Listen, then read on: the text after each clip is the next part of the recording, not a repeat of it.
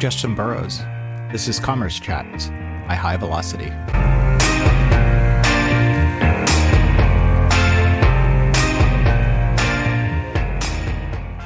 Welcome to Commerce Chats. I'm here with Marnie Rabinovitch Consky, the CEO, founder, anti-thigh chafing champion from Thigh Society. Welcome, Marnie. How are you doing today? I am good. Thanks so much for having me. Oh, excellent, excellent. I'm so excited to have you as a guest on the podcast. We see a lot of different implementations, and I was in systems integration, basically consulting to help people move on to new platforms or to re-platform. And so you get to see the back and the inner workings of a lot of different companies. And Thigh Society just does such a wonderful job. I really wanted to talk to you about your approach. Now, first, your product, Thigh Society, is, what would you call it? A slip short? Yep. What can you Slip tell me a little bit shorts, about that? slip shorts, boxer briefs, long leg underwear for women, any of those work. Yeah. And I find it I find it really interesting because you have ultimately there's this goal, right, that you have hmm with your product. And I think one of the hmm things that really struck us is how it's like it's soaked into every part of your company. hmm Um, and but before we get quite to that, Yep. you literally started this company from whole cloth. You started from literally the fabric of your Yeah, product. Could you talk us through like how you came to that process? totally. So yes, I have before Thigh Society, my background was in management consulting with an IT bent, so not unlike what your tech implementation background is like. Mm-hmm. With a combination of some human resource strategy, Mm-hmm. uh, government work, employee engagement, HR stuff, and MBA coaching, career coaching. So So so naturally lead into the schmata business, right? naturally into the schmata business. This is a clear fit. I mean, Yes.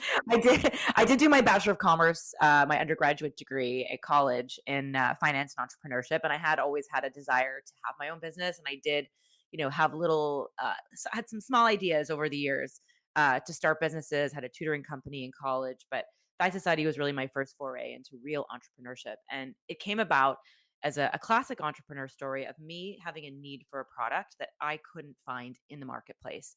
And it was June 2008, and the famous story is true. I put on a dress that day. It was Mm-hmm. summer in Toronto, and for any of your listeners who are familiar with the climate here in Toronto or Montreal, we sort of skip spring, so we go right from winter straight into summer. So I Mm-hmm. hadn't been accustomed to wearing bare legs, or skirts and dresses until that point. So, got dressed in the morning, threw my dress on, and then went off to work. So I went for a walk at lunch to take advantage of the nice weather. And within probably 5 or 10 minutes, I remember that all too familiar feeling between my thighs, which was this rubbing, sweating, irritation. So I waddled over to the nearest pharmacy. I would looked for baby powder, which has been my a good option in the past, but my real option was my bike shorts that I had left at home that day and forgot to put on underneath my Mm-hmm. dress. I had Mm-hmm. a couple of pairs that I would turn to. One was an old Nike pair, one was another black shiny spandex pair, and these were my go-to long leg underwear that I would need to wear anytime the weather got warm because I Mm-hmm. just sweat a lot, and I knew um, that I knew I couldn't go bare-legged without them. So waddled back to my office, put the baby powder on, made a huge mess everywhere, and There's literally no elegant way to there's apply. absolutely no elegant way to No. put baby powder on, and sort of shook my fist in the air of like, there has to be a better way. And that started my summer of research to look for a pair of long leg underwear for women that wasn't shapewear, that would be a better alternative to my bike shorts. And I really didn't have the mindset at that time was not, oh, I'm going to start a business and make long leg underwear. Hell no. Like I grew up with a lot of people whose families had been in the garment business, and Mm-hmm. I knew enough to know that it didn't really seem that appealing. It seemed like hard work, and what business did I have getting into that? What did I know about any of that landscape? I was literally just looking for a product to solve my problem. So I Mm-hmm. spent the summer doing research. a little bit online, although the internet in 2008 wasn't what it was today. Mhm. I did find a couple of companies in the UK that were making plus size bloomers, they were calling them, which were really just, in my mind, a pathetic excuse for underwear. I mean, they were like very loose, cottony type of shorts, which cotton, for anyone that's worn cotton and sweat in it, you know Mhm. how much the moisture sort of sits there and like Yeah. it keeps the moisture on your skin, which is exactly it's going to exacerbate any sort of rash that you might be prone to getting already. Mhm. Yeah. And I also in that moment, resented that I couldn't find anything for people that were not plus size. And I thought, why this is not a plus size issue. Mhm. Athletes get chafing, babies get chafing. It Mhm. doesn't matter what size you are. Your thighs can chafe if you have sensitive skin and if you're in a hot and humid environment and you're sweating.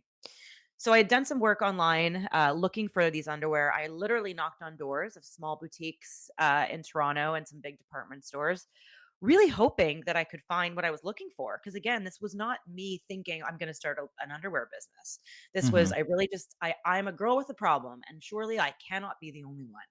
And Mhm. in the past, in addition to those those bike shorts I referenced before, the Nike, and then I had another pair of spandex ones.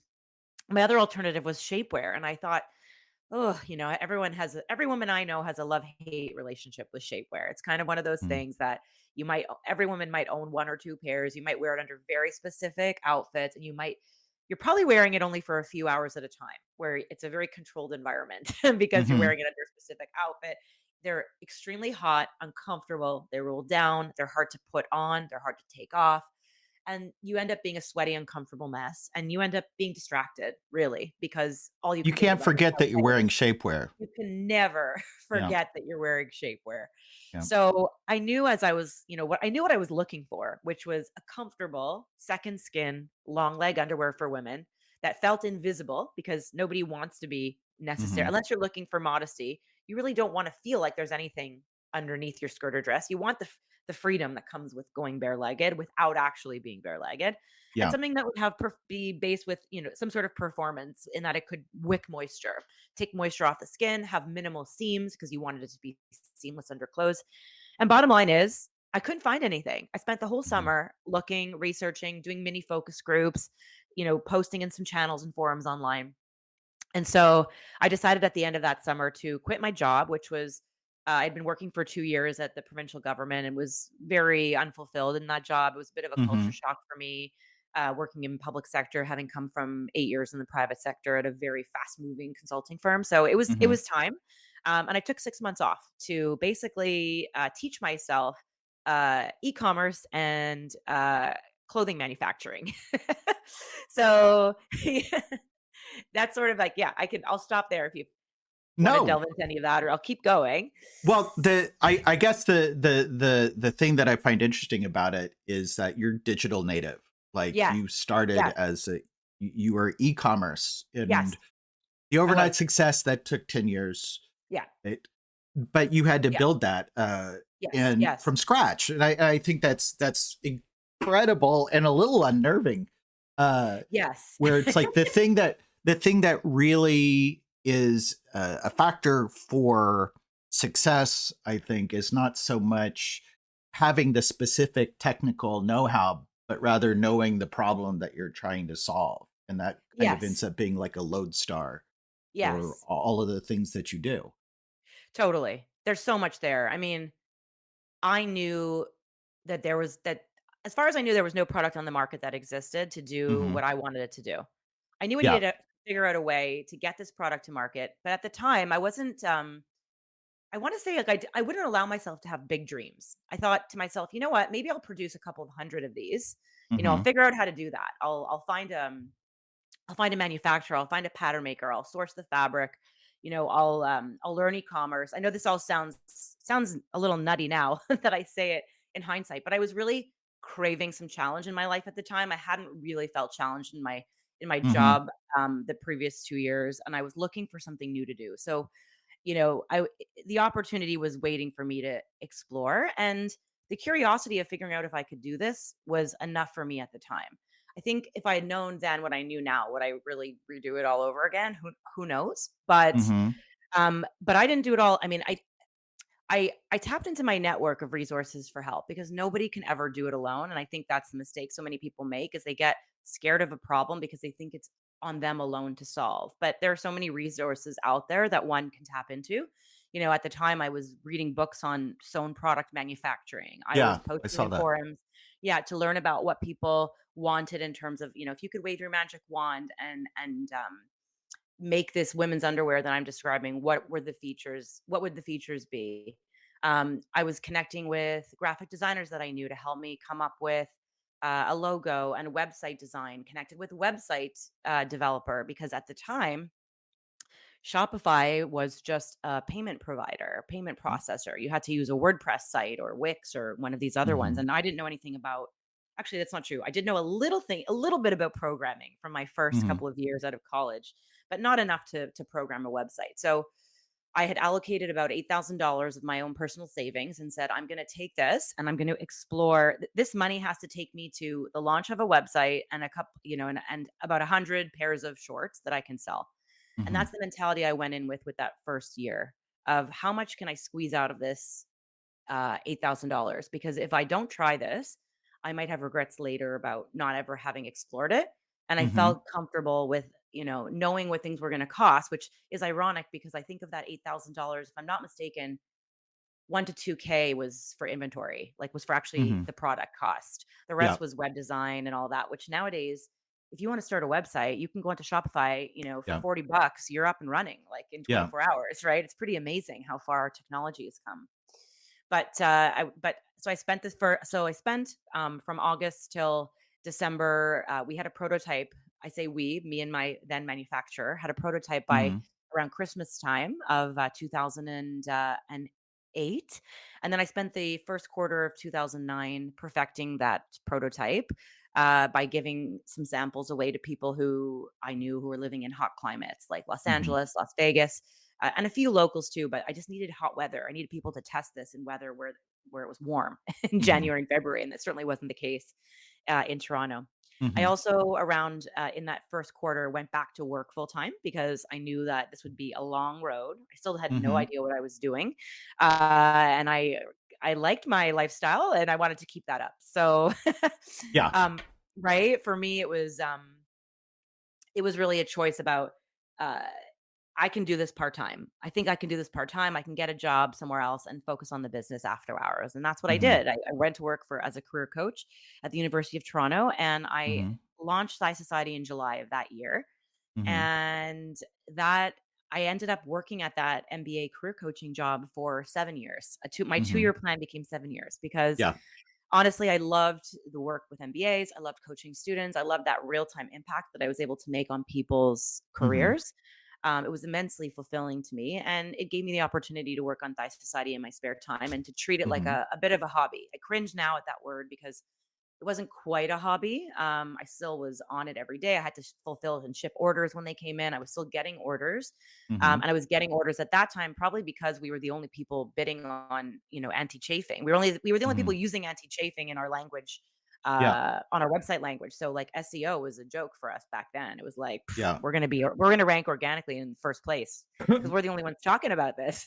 Oh, the algo. Yeah. Yeah, the Well, algo, the good old algo, well, I, exactly. I think that's critically important though, understanding the unsaid need, or Yes, if and I think a lot of that has to do with like representation. If people aren't represented and you go and you're representing them, all of a sudden, boom, that connection happens. And totally. before I go into some of the what was the unsaid need, I Yes. think what you just said was a really great uh exemplar of the entrepreneur story, that a lot of it is you got to have a posse.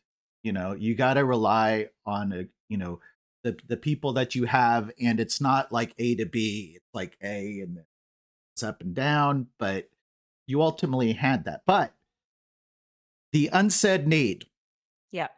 monkey butt, swamp bass, Yes. thigh chafe, Yeah. all sort of, uh, I think there's even something called anti monkey butt out Yes. I there. have it in I have it in the back of me. One of these boxes there has that Yeah. product in there. Yeah. So, Um, this is something that, and I went to Kohl's, this department store that we have mhm, over here. I went there yep, and I was looking at the various, garments that they had. And you're right. Every single one of them has something that's talking to you about your body and what's wrong yeah, with it. yeah, There's nothing, and it's either like designed to be, designed for the male gaze, mhm, uh, mhm. or is something that has panels. It has every single thing. None of them actually talk about comfort. None of them talk about like this is actually going to fulfill the role of underwear or slip Mhm. short, whatever you want to Correct. call it. Yeah. Uh, and so you really leaned into that, and you made a connection with people because you were like, no, this is the thing, and we're going to talk about. Yes, I did. And again, I think it helps. I don't think you have to be the customer for your products that you're selling, but I think it certainly helps. And It. Hmm. I was trying to solve this problem for myself, and it turns out for millions of other women too. And Hmm. I really did resent the fact as a woman that I was always told to shrink myself, and I had struggled, I have some personal experience with disordered eating and Hmm. diet culture from a very young age, and just really resented the fact that in order to get some damn fabric coverage between my thighs that I was expected to put Hmm. on an undergarment that would be suffocating or distracting and uncomfortable. And I Hmm. just didn't think that was fair. I mean, men get all different leg lengths of boxer brief underwear and nobody Yep. ever questions why. Men don't Hmm. need it for protection of thigh chafe because men are always wearing pants for the most part, right? You Hmm. don't often see a lot of men in skirts unless they're talking about kilts. Hmm. And so, it's like, well, no one's questioning why men wear long leg underwear under their jeans. Why would anyone question why women need long leg underwear? Because Yeah. that was part of the some people who objected to my business idea at the beginning were like, women are never going to buy long leg underwear that doesn't shape them in some way. Like, you're Yeah. nuts. Like, who's going to buy this? Right. And I Yeah. thought at the time, really, my only target market was talking about thigh chafe and the sweating and, irritation and rash that comes with thigh chafe. But wow, like in the last 15 years, we have learned that people wear our products for swamp ass, that's Hmm.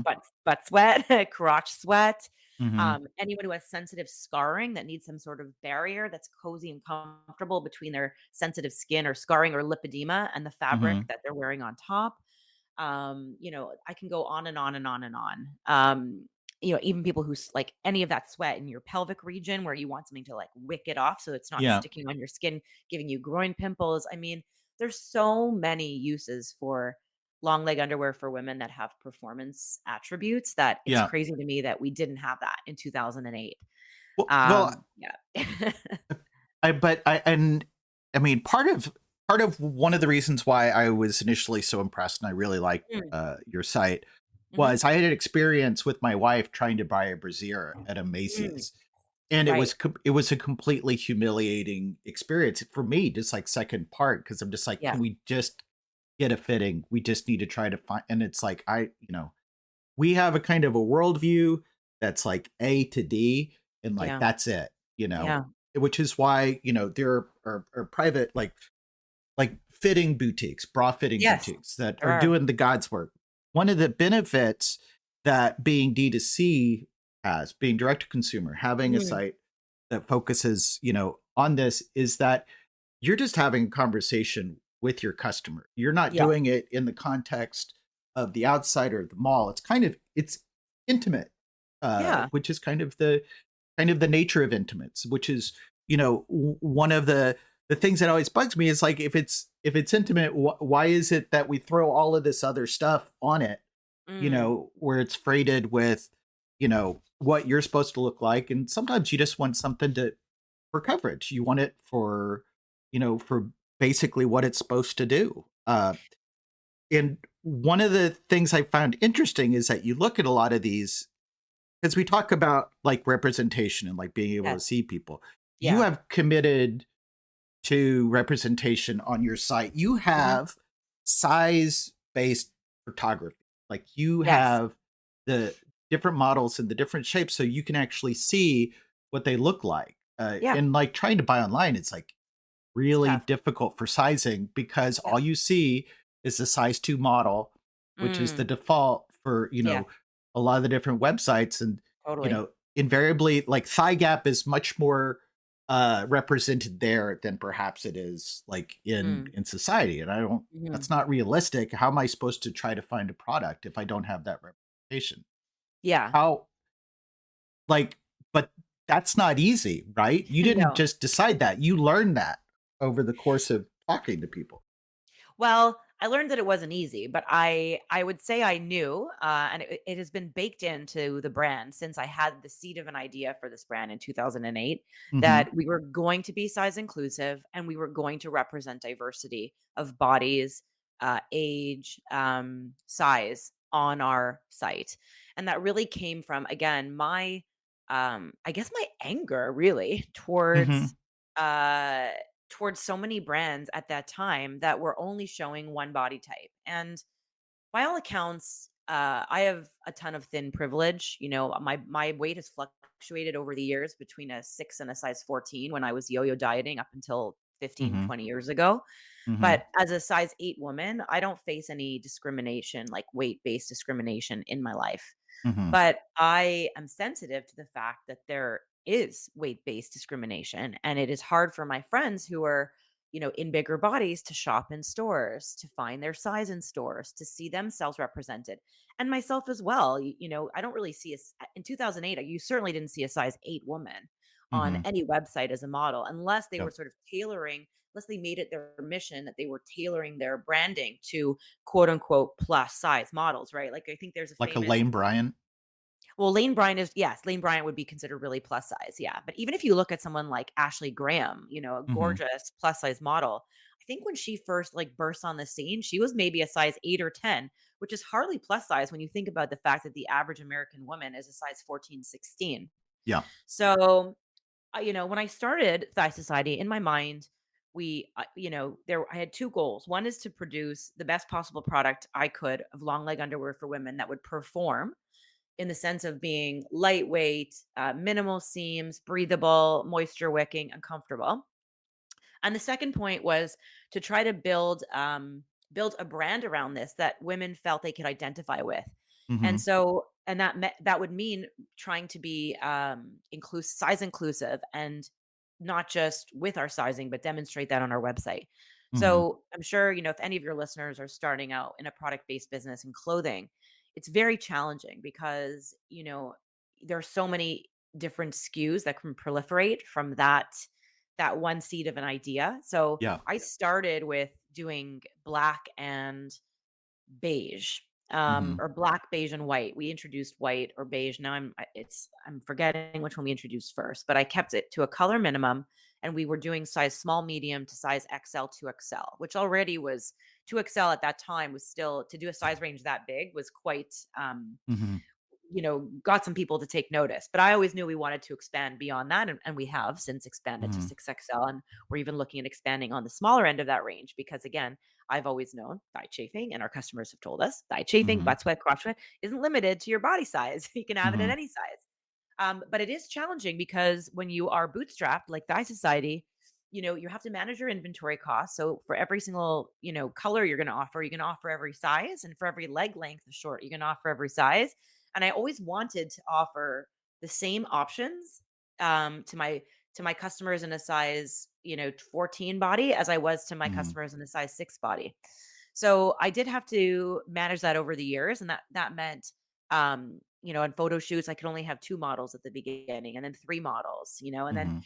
for only half day, just based on affordability or getting people who weren't quite professional models, but were people who were just trying to get their career off the ground. Yeah. I didn't care. I just wanted to make sure that we could show that when I was putting these products up on the site, that I could at least cover a wide enough swath of body types Mhm.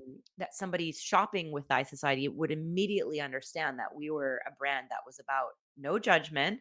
This is Mhm. a shame-free zone, and we are here to offer you the best possible solution you're going to find for this long leg underwear garment that you're looking for. And so it's been such a treat and a dream come true over the last 15 years to Mhm. where we are today, where we have that body diversity on the site. We have different leg lengths that we offer across all of those sizes. We have like Mhm. more than 500 SKUs now. Yeah. But fundamentally, we only make one product, which is anti chafing or Yeah. slip shorts, right? So it's been something that has been, my personal mission since day one. We were, and then we happened to be quote unquote on trend, right? Because around Mhm. 2010, 2012, Instagram was blowing up with body positivity, Mhm. hashtags and influencers and all of that movement. And we were already doing that. We were like, yeah, we're happy to be here. Like finally everyone's catching up. Yeah. And I think that movement, moved into body neutrality over the years, and now we're sort of seeing a little bit of backlash of that with the sort of GLP-1s and the Ozempics and the Mm. it's a whole other conversation about, weight-based stigmas and conversations happening online, but fundamentally, Thy Society stands for accepting the body that you're in and just being comfortable in it. Or even if we scrap the accepting, I mean, we're in the bodies we're in, and we might as well Yeah. be comfortable in them. And I am a really big fan of body autonomy. People can do what they want. If they're aiming to lose weight, that's great, good for them. If they want to wear shapewear, good for them. We Mhm. don't judge. We're just here to say for those times when you want a really comfy, set it and forget it underwear for Mhm. whatever sweat-based or comfort-based solution you're looking for, we've got you. Yeah. And I think, yeah, I'm reminded of there's a poem by Mary Oliver where she's talking about her body, Okay. and kind of coming to terms with, but accepting and loving her body as kind of the Mm. vessel that it's in. I think, like, you know, I'm getting older. I'm realizing that, I get a sense of kind of a little bit of curiosity and wonder and appreciation about my body, because it's at a certain point you're just like, this is my body. Yes. And it's amazing that some people have a problem with that. It's like, I got a body. I am a corporal entity. Deal with it. Why is that an issue? And you go to what's interesting about the fit models Yeah. is that you talk about, like, systemic biases, like things Mm. that are biases that are like baked in Mhm. to our systems. But data Mhm. is a system. E-commerce Yeah. sites are a system. And I think it's interesting that to really provide that experience for your users that's going to answer their particular thing, you actually have to internalize, what you're trying to do, what you're trying to represent in your very data. But that is hugely influential. The fact that we have the default model is a size 2 model. Yeah. Yeah. Like, that's incredible. That's mind blowing that's a Yeah. a thing. And but you have, not only do you have it baked into your site, even to down to the data structure of it, and the way it's presented, the way the models are presented. You have a Mm. team that, it seems from what I gather, Yep. when you talk about it, on social media, that's also really aligned, that are Yes. providing a lot of that love into it as you get love back. Yes, totally. I mean, everyone on the team is aware of our mission from, customer service to our media buyers, right? And Mhm. our product design team especially is made of very diverse body types, sizes, shapes, ages. Mhm. And, our team is often part of fit explorations and fit Mhm. modeling. Mhm. I was the fit model for Thigh Society for the first, I'd say, like decade for sure, decade plus, Mhm. as a size 6'8" with an hourglass figure, which is like not necessarily representative of the whole Mhm. population. We all have so many different shapes and sizes. So we would always rope in our designers who, had different, I hate the fruit analogy, but pear size and apple size and Mhm. however you want to describe it, like to make sure that our products um were fitting different shapes of bodies too, Mhm. because that's another thing a struggle that I've heard from people when they try other shorts brands or shapewear, Mhm. is it either rolls down on them or they have to size up because their weight, or they have to size up because their thighs and their lower half of their body is larger than their waist. And so it Mhm. all becomes problematic. And it can be difficult for different body shapes to shop for bottoms, whether Mhm. that's intimates or jeans or whatnot, Yeah. just to get that right fit. And the reason why we ended up moving from a cut and sew product, which is what I started with until 2014, over to a seamless, very it's called seamless. It's knit on Santoni seamless knitting machines. It's Mhm. because there's so much stretch in that garment, that Mhm. that finished product, that it really fits multiple sizes Mhm. very comfortably. So Yeah. we usually have one size for every two sizes on our website. So like a small medium would be a 6'8", as opposed to Mm-hmm. just small is a size 6, medium is at this. And that allows for total comfort. Even if a customer were to buy a size too small or too big, they Mm-hmm. probably wouldn't feel that. They wouldn't, let's put it this way, they would never feel sucked in the way they would in shapewear. Yeah. Um, and so where was I going with that? Right. With fit models, I think, you know, not to bore your audience with the details of how apparel manufacturing works, but you often have one size model and then you Mm-hmm. extrapolate your dimensions and measurements for your other sizes based on a certain formula that is Mm-hmm. pretty standardized from ahead of that, Judy, like ahead of that base Mm-hmm. standard size and then below it. And we don't follow conventional sizing standards that way because we understand, as a, our design team is all women. Mm-hmm. We understand that it wasn't always, though. My pattern maker used to be a guy. We understand that just because someone's size um, might be increasing, it doesn't mean that we all put weight on proportionally in the same spot. So Mm-hmm. you have to factor that into your product design. And I just think, some of the larger companies maybe don't have the time or don't have the Mm-hmm. ability to tweak things like the way we would. So Mm-hmm. all of that stuff is baked into every process, how we speak to our customers, how we design our products, what we show on our website, how our front facing customer service folks interact with our Mm-hmm. customers at every touch point, how I talk to our people in emails, how I talk to our team, Mm-hmm. and all of that. We're not just paying lip service to the cause. We really believe through and through in what we're doing, and it's quite simple. It's like, well, women deserve comfort.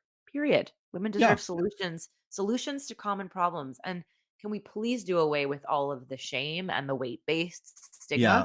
that is attached to some of these totally normal skin conditions? Like, Yeah. I think I was giving you this analogy in our early chat before this recording, is that most of us put on deodorant in the morning and we don't think twice about it. We're not berating Mm-mm. ourselves for putting on deodorant because we Yeah. sweat. So Yeah. why would women do the same if they needed a long leg undergarment to prevent, any type of sweaty problems down there? So, and I think it's interesting because again, I think that's like really important to emphasize the fact that how deep into your business your your positioning is. Like what's your Mm, brand problem, what you're trying to solve.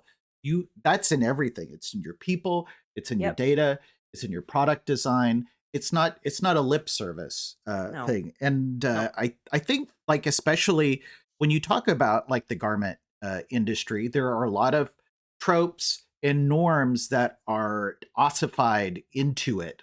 Yeah. Like if you were trying to sell to major retailers, I would Mhm. imagine that you would face a lot of struggle because they would be like, well, this is what we sell now. We sell these four sizes, and like that's it. And we need you to conform to this, or be like the things that we're already selling versus having a different type of conversation. And I think Oh, like yeah. sorry. Yeah, no, I mean, that's true. I keep it much simpler though when it comes to selling to like big department stores and all that. And Mhm. I follow the KISS principle, the keep it simple, stupid principle. Mhm. And for me, getting into wholesale was a whole other business that I just Mhm. really wasn't that keen to diversify into. And Yeah. we haven't until this point, although we are in, probably about 2 dozen specialty bra boutiques in Canada. Mhm. But for me, it was less about you bring a really good point up in terms of the product assortment, right? That somebody Mhm. shopping somewhere like, we might have to limit our product assortment at certain stores. And for me, it was much simpler than that. It was just I didn't want to have long windows before I would get paid. Some at the Mhm. beginning were asking for consignment back in the Mhm. day. Having to integrate really complex technical systems in order to Mhm. get paid. I just wasn't interested. And I also didn't want to have to worry about another stakeholder in a sense because we're not a promotion based brand, but I didn't want Mhm. to worry about if we wanted to run a promotion that I had to Mhm. clear it by my wholesalers first and make sure that aligned with their wholesale programming and Yeah. planning. I didn't want, anyone in recent years, it's been more a function of, well, a lot of these retailers have not necessarily the mom and pops or the women owned ones, but the big ones have online presences. and very Mm. big budgets to advertise. So I would never want to be in a situation where, Thigh Society, we're competing against ourselves, right? Where we have like a Nordstrom, for example, advertising Thigh Society online and then us selling it on our website and then them having a sale and us not being able to compete with that. So those are more of the challenges now as far as when I think about wholesale and what that could look like, or what are the things we would want to steer clear of and make sure that we don't that we don't cannibalize on our website. So speaking of ad spend, Yeah. you found that Meta is probably one of your more effective channels, if I Yeah. understand that correctly. Meta and Google. Yeah. Meta and Google. Yeah. Uh, what did it feel like to drop those first dollars on ad spend? Was that Terrifying. really right? It's like a Isn't gut it? yeah, I still have it now. I still can feel it so viscerally like I did. It was 2016. It was either late 2015 or early 2016. And I had spoken to a founder, a local founder of another intimate apparel brand here in Toronto, Mhm. because I'd seen her business skyrocketing, and I was like, "What are you doing? Like, what happened? I'm Mhm. seeing ads all the time." She's like, "It's ads," and I had this agency, and let me introduce you to them.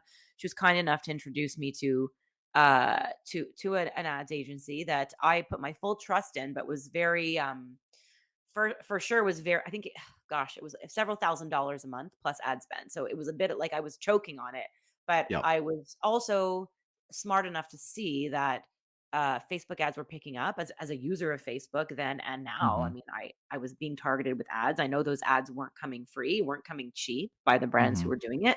And Mhm. I thought, you know what? Like I don't think we're going to be able to just keep growing organically like we had been until that point. Mhm. And so it was like within a couple of months, we were already seeing the possibilities for scaling on Meta.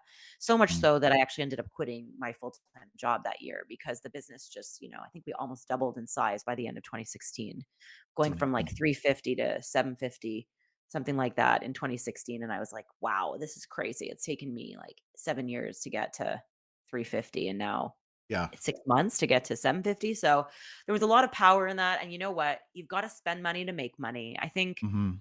we're fed a lot of, the media loves sexy headlines and clickbait, and so we're sold a lot of these, brand goes viral on one TikTok, and Yeah. we're sold a Drop lot of ship, become a yeah, millionaire. dropship, become a millionaire, and you know Yeah. what? No one likes to hear the unsexy message of there's no fast track way to success.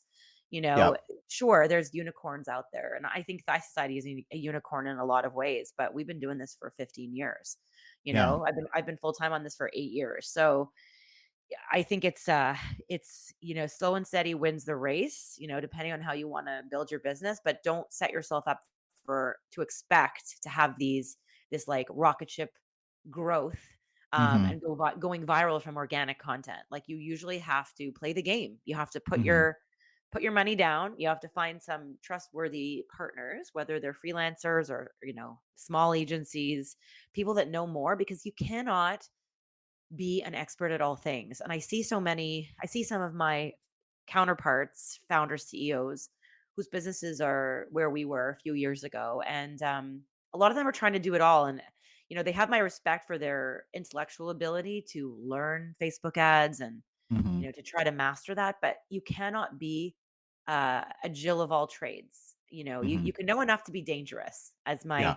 my CFO likes to say. I know enough Yep. to be dangerous, but you cannot be an expert in all things. You need to outsource that. You need to Mhm. spend a little bit of money, put some money Mhm. down, invest in good people, invest in those platforms that are going to give you that return, because your time has value as well. And so if Yeah. you're spending time trying to learn, and you're never going to have time to learn all the things it takes to run a business, Yeah. not to the level of depth that you're going to need to scale. Yeah. So that's always my advice to people is I know it hurts, believe me, I feel it. We're bootstrapped. So it's all Thigh Society money going back into Thigh Society. Mhm. It's just you you have to accept at some point that you're going to need to make an investment, and you're making an investment in yourself and in your Yeah. business. But it hurts, Marnie. It Yeah, it hurts. sure does. It's thousands of dollars, and it's It's like, I'm thousands of not. dollars. That's why I say don't quit your day job. Yeah. I speak to entrepreneurs all the time, and I say, you know what?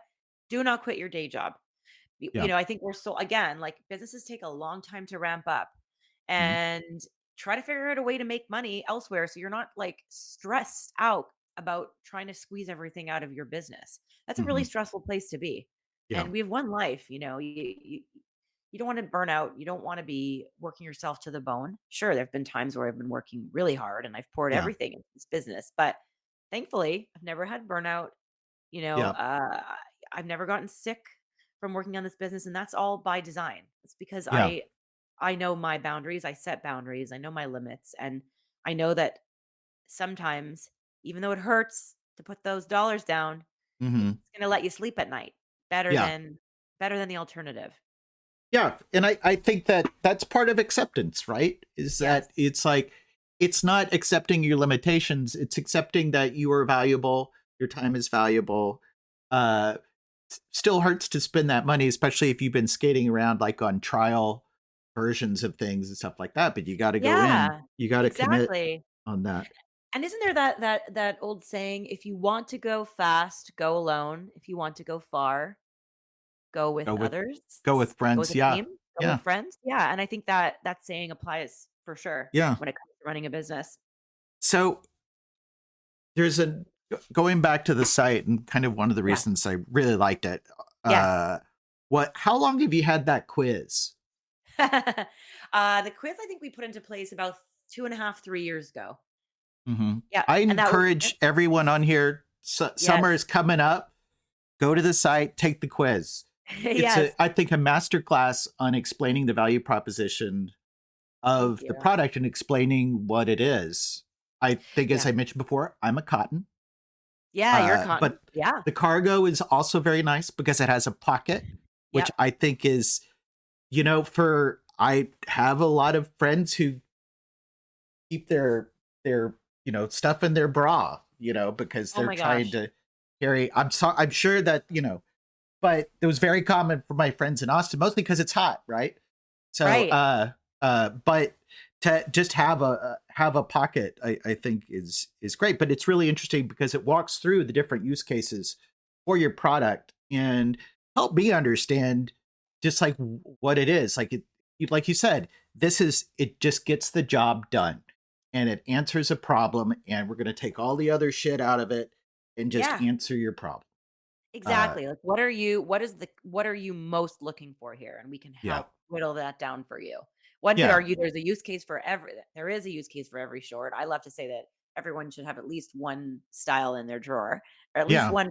I start with at least one pair, and then I say, well, why not get one of each? Because they yeah, each serve a different purpose, and people have their preferences, yeah. and we do have customers that own multiple pairs, and we'll alternate between the fabrics depending on whatever they're using it for.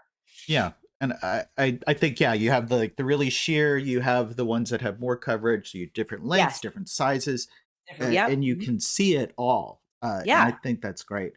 Uh, totally.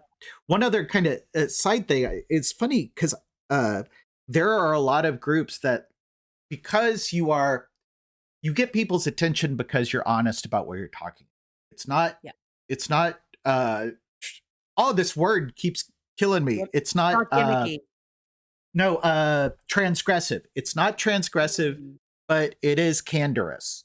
It Yes. does have a certain Yes. degree of candor that is arresting in Yes. other, probably that because we've been because we don't talk about stuff that it sometimes tends to be really problems. And I'm thinking about things like you mentioned, we talk about monkey butt, swamp ass, crotch Yeah. sweat, all of that stuff. But then there are also like other issues like people who are disabled, Yes. people who are perimenopausal. Nobody Yes. talks about Yes. menopause. And No. I just happen to know that like that's a big thing. And Yes, it there are elements that come up with that. Nobody fucking talks about it. And it's is. like, if in the I think one of the great things about direct to consumer is that you could have the conversation that you want. And if Yes. people are looking for that conversation, they will find you. Yes. Because I think Totally. a lot of what you see on the benefits thing on the rack from the shapewear Yeah. isn't necessarily what somebody's going to go searching for. Right. There, Right. I think people given the chance can understand their bodies, can do that without speaking the language of fear and shame. Like Right. make yourself smaller. It's Yeah. like, well, I just want to cover my crotch so I can wear Exactly. it. I mean, so many brands profit off of shame, right? Shame as a Yeah. selling point, and we're the opposite of that. We are Yeah. like, you know what? The only way to get rid of shame and taboos is to talk openly about them because, a core part of shame and taboos is feeling alone and embarrassed and thinking you're the only one that has that problem. And in fact, we all like to think that we're special, and we are special in our own ways, but we all have these human vessel bodies that are taking us through this world. And they all function the same, no matter what your skin tone. We all have blood inside us. We all have the same functions that our organs perform, that our sweat glands perform, and we're all the same. So why let conventional patriarchal standards tell us how and what we should talk about and what we should feel embarrassed to talk about. We're all about busting that wide open, and there's a lot of great brands starting to do that now. I think there's another expression I really love, that rising tides raises all ships, something like Yeah. that. And I think the more we see brands emerging with this type of direct communication about the problems their products are solving in a way that is non-judgmental and very matter of fact, the better it's going to be for everybody. It's easier than for other brands to come up with ideas and talk to their customer base because people are now primed for, having these conversations. And I mean, I've seen that with, the topic around bodies for sure over the last decade, is that, I wouldn't want Thigh Society to be the only brand in the market showing size diversity on our site. That Yeah. would be, sure, on the one hand, it'd be like great to be held up on that pedestal, but that's not for the benefit of everybody. The benefit Hmm. of everyone is if more brands and over time are showing diversity on their site. Hmm. What benefits one benefits all usually. So, we're a leader for sure in the discussions around anti-chafe and, swamp ass and all of those fun topics. And I love seeing more brands come out with more honest communications about, why their products are going to help solve a problem. And especially I like those brands that are solving problems that are real problems, not manufactured problems relating to artificial beauty standards. And to that, I say, right on. Thank you, Marnie. Uh, Marnie Rabinovitch Consky, CEO of Thigh Society, outstanding product creator. Just incredible to hear your story of how you have worked and really made your brand fit all through all the different levels. Thank you for sharing your journey with us and talking about swamp ass with us. I really Love appreciate it. it. Any opportunity to talk about swamp ass, you know it. I'm your girl. Just call me. Absolutely. Thank you. Brought to you by High Velocity, enterprise front end app for your commerce stack. Faster performance, faster development, faster launch, faster change, all with one cost of ownership. Speed and direction. High Velocity. That means fast.